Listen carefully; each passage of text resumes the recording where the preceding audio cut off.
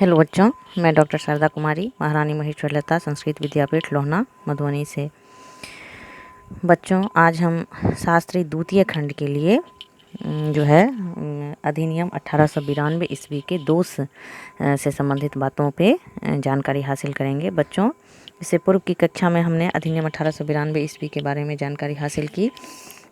उसकी कौन कौन सी धाराएं थी, उसमें क्या नियम कानून बने थे, इस अधिनियम में कुछ विशेषताएं थी, कुछ अधिकार जो भारतीयों को दिए गए थे, उसकी चर्चा हमने किया था। लेकिन इस अधिनियम में गुण से कहीं ज़्यादा इसमें दोष व्याप्त थे, इसमें खामियां जो है वो मौजूद थी।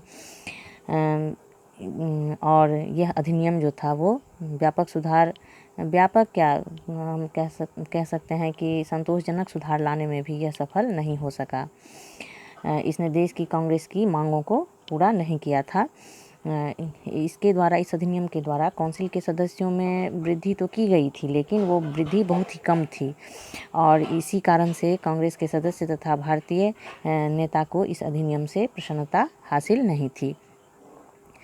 अधिनियम में जो है उसमें जो निर्वाचन संबंधी सिद्धांत थे उसको साफ शब्दों में उल्लेख नहीं किया गया था और इस संबंध में भारत के गवर्नर जनरल को अधिकार मिले थे, जो कि अनुचित था। गवर्नर जनरल अपने हिसाब से उसका उल्लेख करता था या उसकी सिद्धांतों को बताता था, जो कि गलत था, अनुचित था।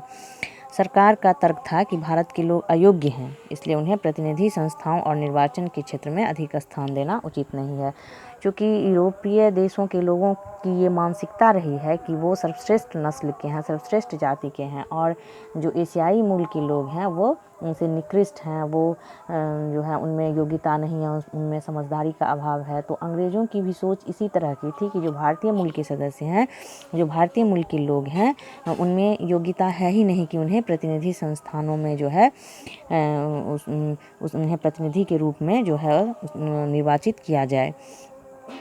गवर्नर जनरल जो है उसके द्वारा निर्मित निर्वाचन संबंधी नियमों पर टिप्पणी करते हुए गोखले का कथन था कि जिस अधिकारी ने उन्हें बनाया है उसे यदि ऐसे ही नियम बनाने को कहा जाता तो भी वो इससे श्रेष्ठ नियम नहीं बनाता। चूँकि गोखले के इस कथन से स्पष्ट रूप से ये बात झलकती है कि अंग्रेज पदाधिकारियों की या अंग्रेज़ों की ये मंशा थी कि भारतीयों को जो है वो श्रेष्ठ स्थान नहीं दिया जाए या भारतीयों को अधिकार न दिया जाए। वो सिर्फ और सिर्फ भारत का शोषण करने में लगे हुए थे और अपने को जो है वो श्रेष्ठ समझते थे।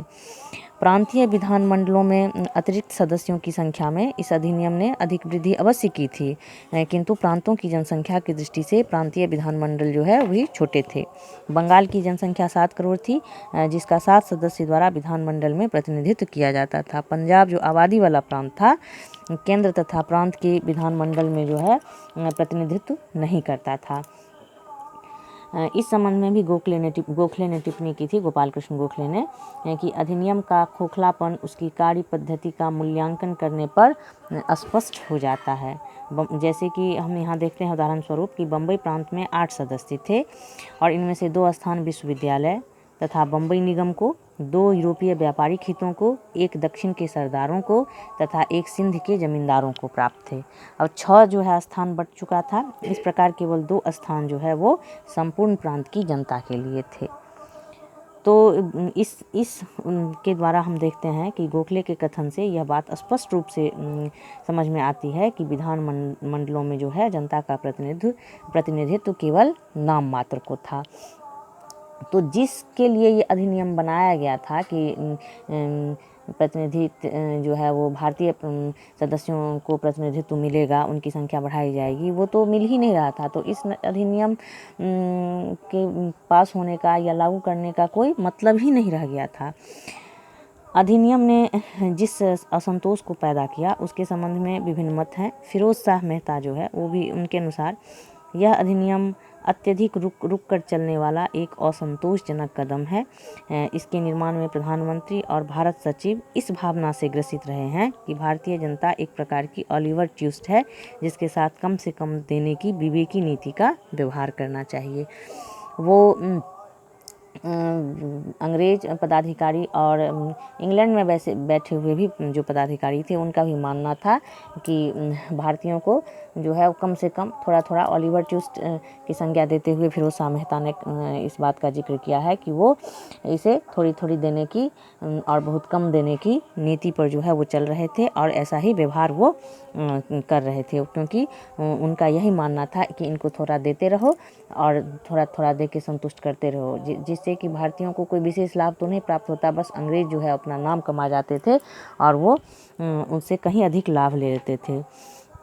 उन्होंने आगे लिखा है फिरोज शाह मेहता ने कि सरकारी विधेयक एक ऐसे इंजन की भांति है जिसमें से उसे चालू करने वाले आवश्यक पदार्थ को हटा दिया गया है।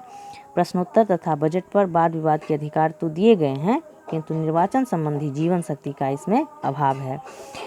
इसके अलावा हम देखते हैं कि भारतीय जो प्रबुद्ध भारतीय थे, जो पढ़े लिखे थे और जो विदेशों में जाकर के पाश्चात्य सभ्यता संस्कृति को देखे थे, वहाँ की स्वतंत्रता को देखे थे, वहाँ की बात विचार को देखे थे, उनका मानना तो था ही कि अंग्रेज जो है वो उनका शोषण कर रहा है, उन्हें कुछ नहीं दे रहा है। साथ ही जो उदारवादी अंग्रेज थे, जैसे ग्लैडस्टोन नेता ग्लैडस्टोन के बारे में हम कह सकते हैं कि वो भी इस अधिनियम को पूर्ण नहीं मानते थे और उनका कहना था कि ये अधिनियम जो है अधूरा है, इससे भारतीयों को कोई विशेष लाभ प्राप्त नहीं हुआ है। सिर्फ वाद विवाद करने से, प्रश्न पूछने के अधिकार देने से भारतीयों को अधिकार नहीं मिल सकता था। तो इस प्रकार से हम देखते हैं कि इस अधिनियम में जो है बहुत सारी खामियां थी और इसके पीछे सबसे बड़ी सोच जो थी, चूँकि अंग्रेज़ों को सिर्फ अपना उल्लू सीधा करने से मतलब था और वो बस वही काम करते थे जिस काम से उन्हें लाभ प्राप्त हो और वो जो है सो भारत में अधिक से अधिक समय तक शासन कर सके, इसका शोषण कर सके। उनकी मंशा जरा से भी भारतीय जनता के उत्थान का नहीं था, न यहाँ के समाज के उत्थान का था और न ही यहाँ के जनता के प्रति वो समर्पित थे। बस केवल और केवल वो अपने आर्थिक लाभ के लिए राजनीति का उपयोग कर रहे थे। यहाँ के आर्थिक शोषण में वो लगे हुए थे और उन्होंने इसका शोषण किया भी। तो हम 1892 ईस्वी के अधिनियम के मुख्य दोष पे आज चर्चा किए हैं। अब आगे इससे संबंधित शास्त्री द्वितीय खंड के लिए जो आगे का अधिनियम है हम उसकी अगली कक्षा में उस पर चर्चा करेंगे। तब तक के लिए इतना ही। धन्यवाद।